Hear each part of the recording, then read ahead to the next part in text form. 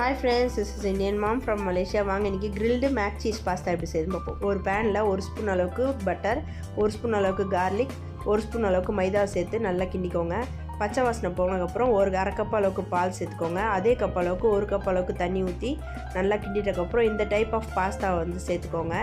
Pasta நல்லா வெந்ததுக்கு அப்புறம் உப்பு, ஒரிகனோ, சில்லி ஃப்ளேக்ஸ், அப்புறம் கூடயே பார்த்திங்கன்னா பேசில் இந்த பவுடர் எல்லாத்தையும் சேர்த்து நல்லா ஒரு மிக்ஸ் கொடுத்துக்கோங்க. நல்லா மிக்ஸ் கொடுத்தோடனே செடர் சீஸ், இது வந்து ஷீட்டாக தான் இருக்கும், அதை நான் வாங்கியிருக்கேன். செடர் ஷீட்டை சேர்த்துக்கிறேன். இதில் சேர்த்து அதை வந்து ஒரு grill பேனில் மாற்றிக்கோங்க. மாற்றிட்டு அதுக்கு மேலே மொசலைனா சீஸை நல்லா தூவி விட்டு ஓவனில் ஒரு 15 மினிட்ஸ் வந்து 150 டிகிரி செல்சியஸில் வச்சு எடுத்தோன்னா சூப்பரான grilled mac cheese pasta ready. மேலே வந்து க்ரஸ்ட் மாதிரி ஃபார்ம் ஆகி ப்ரௌனாக இருக்கும். அது ரொம்ப சூப்பராக இருக்கும். எங்களோட டின்னரை இப்படி தான் முடித்தோம்.